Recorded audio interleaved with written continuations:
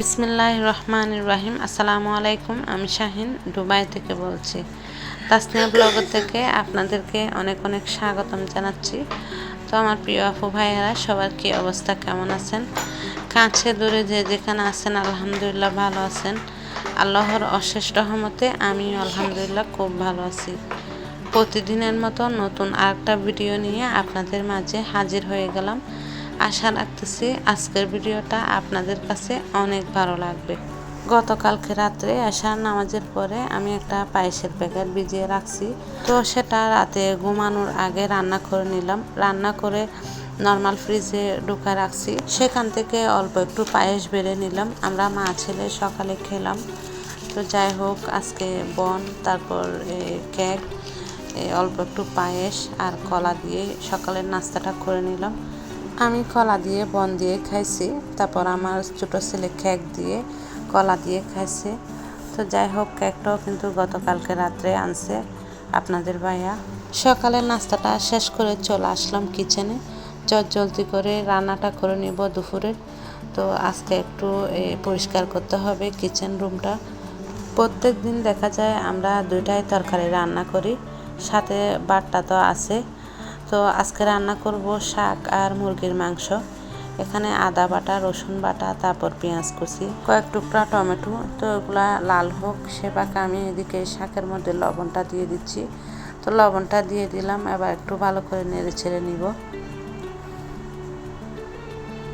তো যাই হোক, শাকটা আমি রসুন দিয়ে ভাজি করে নিলাম।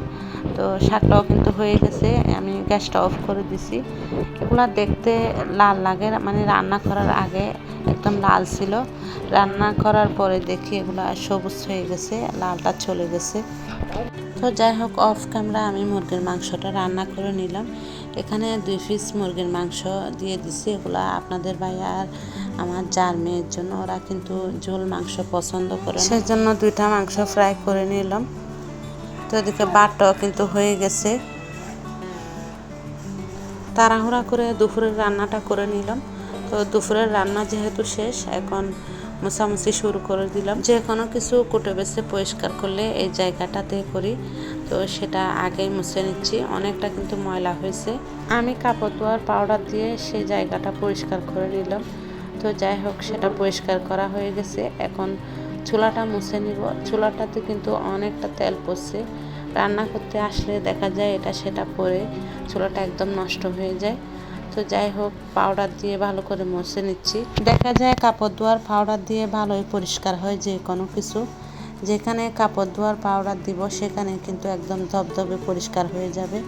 তো দেখেন, অনেকটা কিন্তু পরিষ্কার হয়ে গেছে।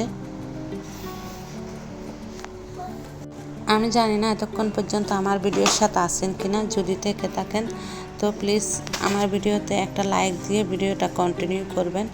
আর আপনি যদি আমার চ্যানেলে নতুন বন্ধু হয়ে থাকেন, চ্যানেলটি সাবস্ক্রাইব করে পাশে থাকার অনুরোধ করতেছি।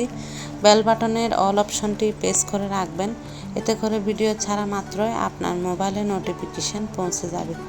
3টা কাজ আপনি যদি অলরেডি করে থাকেন, আপনাকে অসংখ্য অসংখ্য ধন্যবাদ। তো যাই হোক, চুলার পিছনের অংশের যে টাইলসগুলো আছে সেগুলো একটু ভালো করে পরিষ্কার করে মুছে নিলাম। চুলার পিছনের অংশটা বেশি ময়লা হয়, প্রত্যেক দিন কিন্তু মুছতে হয়। তো যাই হোক, পাউডার দিয়ে ওভেনটা একটু মুছে নিলাম। তো যাই হোক, ওভেনটা মাশাআল্লাহ একদম পরিষ্কার হয়ে গেছে। এই জায়গাটাতে রাখছি তেল, হলুদ, মরিচ, মশলা, কফি, আদার গুঁড়া, লবণ, জিরা, চা পাতা, গাবা। এই জায়গাটাও কিন্তু একটু ভালো করে পরিষ্কার করে নিচ্ছি।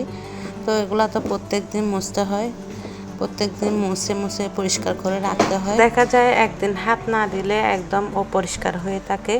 তো যাই হোক, ভালো করে মুছে নিচ্ছি। দুবাইয়ে কিন্তু এখনও গরম কমে নাই।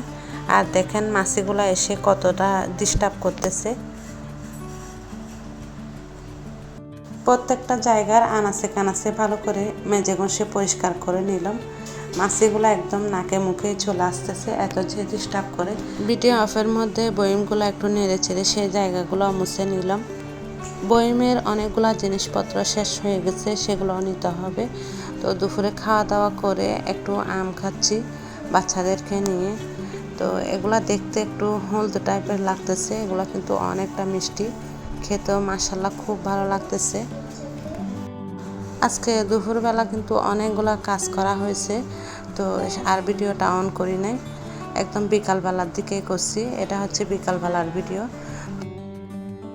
বিকালে সবার জন্য অল্প কিছু পুরি বানিয়ে নিচ্ছি। আমার যা বেলে নিচ্ছে, আমি ভিডিও করতেছি।